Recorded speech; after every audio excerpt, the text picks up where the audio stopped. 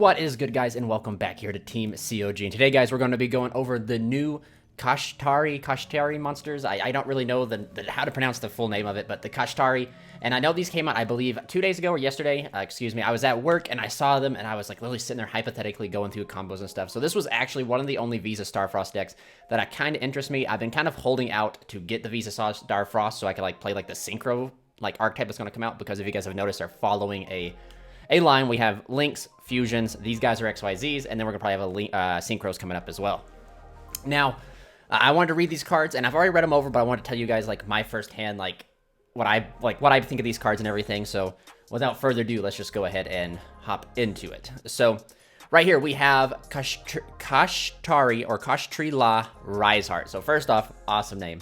This card says if you control a Kshatri-la monster, you can special this card from your hand, but you also cannot special summon monsters from the extra deck for the rest of them except XYZ monsters. So now don't quote me, because it's been a while since I've read like the other cards. I know like Kashtira Unicorn or Kirin is like a full 1-card combo now, but I don't know if any of their cards restrict you to be like restrict your plays. So like you could potentially do like other types of like plays, if that makes sense, like synchro plays and stuff before you summon this guy.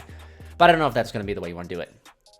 So this card's second effect is if this card was normal special summoned this turn, you can banish one Kashtira card from your deck except Riseheart and banish the top 3 cards of your opponent's deck face down. And if you do, this card's level becomes level 7. That's good. That works so well with the deck. All the hearts work extremely well with the decks that they're in, right? Rhino Heart, what's that called? Reinhardt, and then now we have Riseheart. They all work very well with their respected archetypes. But this card's actually pretty crazy, I'm not gonna lie.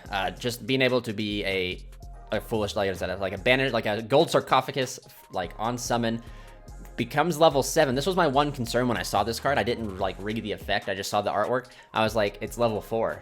Like that's not going to do anything for us. But as you guys can see, they fixed that.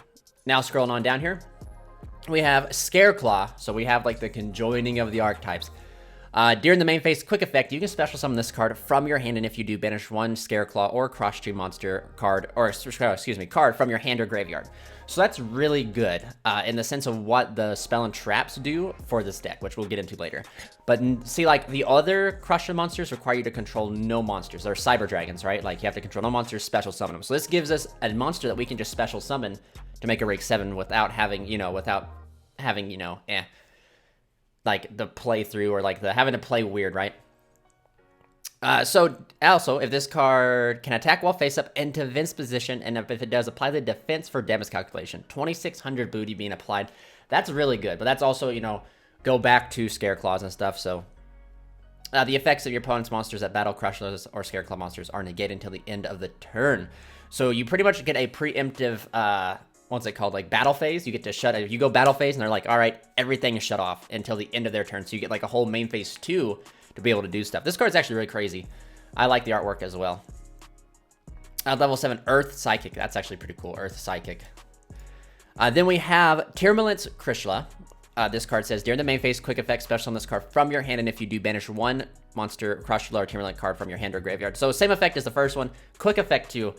Which is really cool. It has the ability, like this is may come up in some like lines and stuff like that, because from already testing and stuff like that, I already have noticed that you can quick effect special summon, banish a card, and then sometimes they let you special summon another one, which then you get like, it really snowballs for what these guys will do. Good job, Konami. Good job. If this card is normal special summon, you can send the top 3 cards of either deck to the graveyard. So you get to force them to mill, which is not too bad. Or you can mill yourself, I guess, if you're playing some sort of Tearlaments like package, If this card is sent to the graveyard by card effect, send the top 2 cards of your deck to the graveyard. I mean, that's okay. That's the Tearlaments side of it. The Tearlaments coming out in it.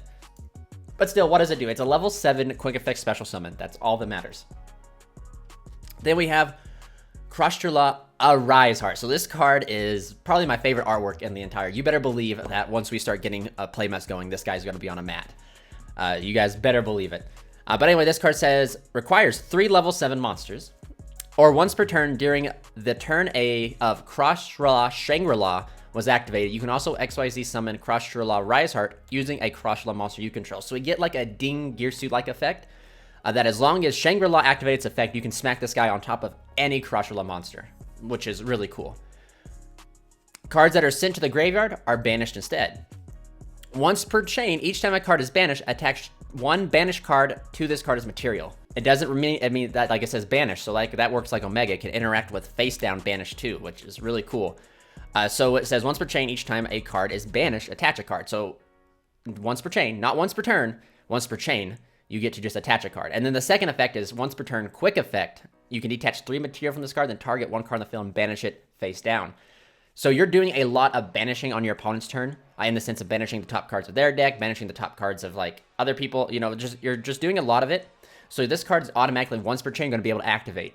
It makes me wonder if you would want to play like cards like Pot of Desires in this deck, so you can like Pot of Desires, draw 2, and then trigger this to to attach. Because I assume when you attach, you're attaching because you can't attach a face down card. When you attach, well, you can attach a face down card, but it doesn't go underneath its face down. You attach it as face up. So I wonder if that will allow you to like utilize like cards like if you banish one of with Pot of Desire, if you're going to be able to like, ooh, I banished my one of blah, blah, blah. I need it to the graveyard. You can attach that with a Riseheart, and then when a Riseheart detaches its 3, it goes right to the graveyard, right? I wonder if you're going to be able to do that. But this card is actually insane for a boss monster. If you guys don't, if you like the old crushed or like the first wave of Kashtira monsters we're getting is they're okay. Like we have a Fenrir, Ogre, and Unicorn, and they are all like level 7 Pranker tops. Then we have, I believe, 2 traps and 2 spells, and the spells and traps are kind of They're not the best, but they're good enough to be played at like 1 or searchable. They're 1-ofs or something like that. So it's actually kind of interesting that Konami decided to not give the most busted support to this deck in the set that they're being debuted in, but it's in the next set. Anyway, this card is insane for a boss monster. I actually thought Shangri-La would be the boss monster, but the Shangri-La didn't. The Shangri-La does a lot, like, don't get me wrong, but I was like, wow, compared to like the other Visa Starfrost storylines, like, it doesn't do enough. But this card right here fixes that whole thing pretty well. We're going down here to Kashtira Overlap. So this is a quick play spell card, and it says target 1 monster in the field, banish 1 monster with 1500 and 2100 from the field, your hand, or your graveyard, and if you do, that targeted monster gains 1500. So the only card you're playing that has these stats is Riseheart. If this card becomes banished and you control a Kashtira monster, you can target 1 effect monster your opponent controls and negate its effects until the end of the turn. So, wow. That is interesting, because I bet you there is some way you can resolve this. Like, I can kind of see something now. Like, if you have a Riseheart out, and then you quick effect summon the Tearlaments mill 2, you mill these guys, and you hit this, and it banishes it. It can not effect negate something. But that actually is really cool. That makes summoning Riseheart into a board, you can, like, forcefully... Riseheart has to be respected now. Like, it was really good before, but now that this right here can just immediately turn off a monster effect is really cool. And here's the cards you can banish with it. Zemides, Reinhardt, Rhinoheart, Riseheart, yeah. Alright, so anyway, here we go. Kashtira Papias, the 6th world, the 6th heaven desire. This is a normal spell card. This is like what makes this deck kind of crazy. Target 1 Kashtira monster you control. Special summon 1 Kashtira monster with a different attribute from your deck. Also, you cannot special summon monsters from the X deck except XYZ monsters. If this card becomes banished, target 1 of your banished Kashtira monsters, except that, and add it to your hand. So recursion, that's awesome. And then it's like an E-Telly for the deck. Like, that's insane. So this allows you to make 1 card rank 7s, literally. And the Unicorn, this is what makes Unicorn like a 1 card combo. Unicorn special summon itself, use its effect to add this targeted, summon out Riseheart effect to send, ban it, it just snowballs. So no, you actually use this to summon out Fenrir. Fenrir grabs you Riseheart special summon itself, you make Shangri-La, and then you like use Riseheart's effect to send, dump, you can just do some pretty crazy stuff. So here we go, we have the field spell, Musiki Pariso, Prime Planet Parisio. So it says you can only activate 1 of these cards' name per turn. And you can only use the 3rd effect of this card's name per turn. When this card resolves, add 1 Kashtira monster from your deck to your hand. We love field spell searchers. We love it. Monsters you control gain 100 attack for each different attribute among the field. Getting some Elemental Sabers flashback there. If a Kashtira monster you control activates effect, target 1 card in the field and destroy it. So that's what's insane. This card allows Shangri-La, Riseheart, like as long as they activate their effects, they get to pop a card. So you get a disruption regardless of if you're able to fully resolve Riseheart to the banish effect, right? Riseheart effect activates. Doesn't matter if it's like the banish effect, pop a card. So like this right here, along with your other stuff, lets you just start to really snowball and destroy and removal and stuff like that. With that being said, for those who don't know, Shangri-La summons you detach, I believe, and summon a Kashtira from the deck during the main phase, I believe. But the most important effect of what it does is it allows you, whenever a card becomes banished, you target a card or zone on the field, and it's locked for as long as Shangri-La's on the field. So like, and that's any zone, except for main extra monster zone, I believe. But you can lock the entire main monster zone, entire spell or trap zone with that card. It's crazy. Scareclaw Defang. This stuff, this right here doesn't really have anything to do with like the Kashtira cards. I'm just going to skip over it. Same with Triva Karma. It doesn't have anything to do with this. But we do have Kshatri-la Big Bang. You can only use the first second effect of this card's name once per turn. If there's a Kshatri-la XYZ monster on the field, make both players banish monsters from their field face down till they control only one. So it's like a pseudo evenly. The deck really got like an evenly here. Two, if this card becomes banished, you can target one Kshatri-la monster you control and add one Kshatri-la monster that is attached to it as material to your hand. Then you can special summon it from your hand. So that is what makes the whole Unicorn or Kirin one card combo. Because this is what you banish with the Riseheart to allow you to detach and add back the Fenrir or the Unicorn to special summon it to make the Riseheart. But so here's what I would do. I've seen some plays. You would actually overlay for the second Shangri-La and then just smack Riseheart right on top of it, so it's already live for the banish instead of smacking it on top of like just doing a generic, you know.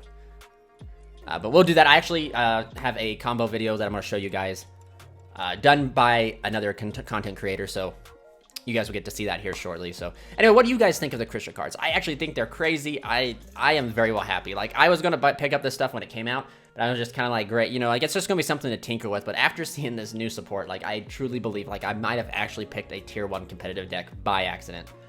But anyway, let me know down in the comment section what you guys believe and what you guys think about this. Also, remember, if you guys want to help support the channel, you can do so by going down to the links down below and all that fine jazz. And if you guys want to, follow me on Twitch at twitch.tv/team_COG. And yeah, without further ado, we're going to stop the video here. This is Charles from Team COG, signing out.